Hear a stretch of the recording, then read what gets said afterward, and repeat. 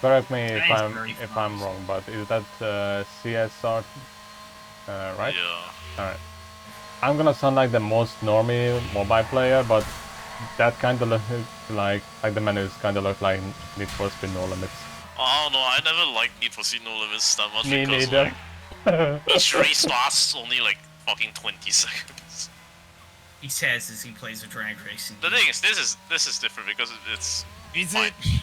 I mean, Well, look, at least drag racing itself is usually around like 10 to 15 seconds in real life. So it's more excusable. It's more excusable. I'm not saying you're wrong. I also didn't like Need for Speed No Limits, but like, it's just funny hearing you say that whilst you're sat here playing a drag racing game. True. Also, the upgrade path in Need for Speed No Limits sucks, so that's why I don't play it. Everything sucked in that game. That game is like fucking Payback as shit. No, at least Payback is enjoyable. Honestly, yeah, Payback's fine, but the upgrade system really ruins it for me. At least you can mod it out. Not true.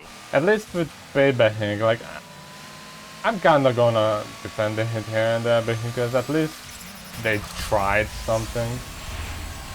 I like the scene that they set up. Like, everyone's like, "Oh, the upgrade system sucks. The cops were garbage." I'm like, yeah, I agree. At least they set it in a team that it kind of fits with the upgrade system, like slot machines, and it's like all about taking down the house, like fighting against the house, collectibles on the map, or casino chips as well. Yeah, and then went nowhere with the story afterwards, which is a bit disappointing.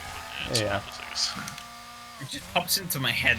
I don't know, when you were saying about like being like Vegas and like slot machines and stuff, the first one it put to my head, I was like, yeah, at least they're telling you it's a scam. Yeah. The house always wins. Oh yeah, like you can. There were also like side bet, and that was also themed around that. Like, I think you could do a race and do a side bet. If you win, you get extra money. If you lose that the amount that you bet. I remember a friend of mine that he doesn't even play racing games much. He pirated the game just so he can customize the cars because it's a customized free. So. Yeah. He likes customizing things. No, the customization was pretty good, but that's like not really a new thing. Mostly just carried over from 2015. I'm surprised he didn't just buy 2015. 2015 is like the more cinematic game. It's also... So like, if all you're gonna do is customize cars, then like, there you go. Yeah, but at least when you customize it, you go out for at least 1 or 2 minutes with the car, and yeah, then you're like, oh no, the driving sucks, crap. like, you can get into the zone with it, but it never feels right. It's been years since I played it, but that was like the main takeaway I had from the game, that like the physics were bad. Also, my PC was too shit to run it back then, so I had to stop and wait at like the longer races. Otherwise, the world would eventually stop loading on me, and I'd fall into a void. I'm curious what your thoughts are about the Need for Speed movie. The movie, I only saw like on TV once, and didn't remember it until you said now. I guess that explains how forgettable was that movie. Sadly. I enjoyed it, but even back then people were like, why did we need this? I remember they made like a big deal about it, and then like it came out and I heard nothing about it. The problem with that is that they made a big deal about who was playing in the movie. Because, you know, it's Aaron Paul. Aaron Paul from Breaking Bad. And still to this day, 10 fucking years later, that's the only thing people remember from that movie. That, yeah, oh yeah, Jesse, we need to win this race.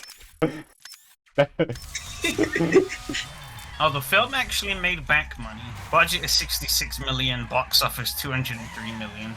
I think it was an okay movie. Like, the racing itself was actually fun to watch. I've seen the final race a couple of times, and the final race looks really jank.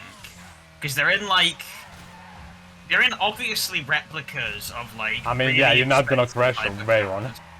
But at the same time, they're also driving them at like 40 mile an hour, and they just like speed it up. Really? Oh my god. Yeah, like you can really obviously tell that they're driving quite slowly, and it's just massively spread up.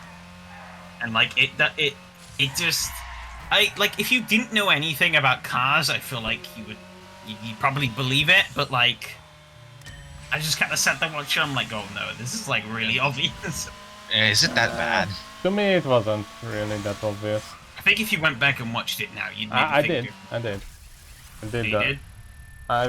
I don't think I've rewatched that movie many times. I did rewatch it here and there, and like, yeah, there are a few places when they like do lower scenes.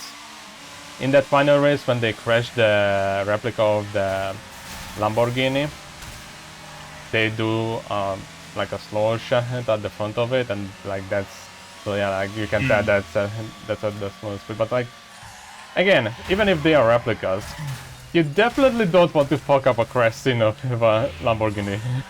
I mean, I guess at least it could be worse. It could be driven, where like bro crashes in slow motion, the cars underneath him are still going like 1,000,000 miles an hour. Driven is so bad it's good.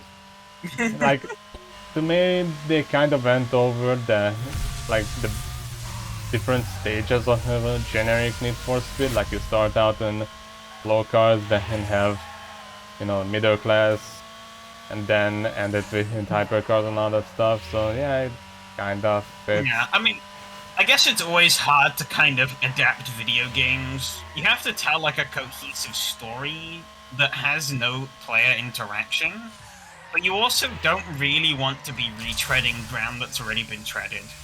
Yeah. Unless your name is The Last of Us, where they just turned the game into a TV series for a game that was already effectively a movie, but you know. How did that work out? It was pretty successful, I think, so. It's like a releasing gameplay footage as the movie. Yeah, it's like, if you've done one, it kind of negates the other. From what I've heard, if you've watched the TV show, you don't need to play the game, and if you've played the game, you don't really need to watch the TV show. Other than for the novelty of doing either.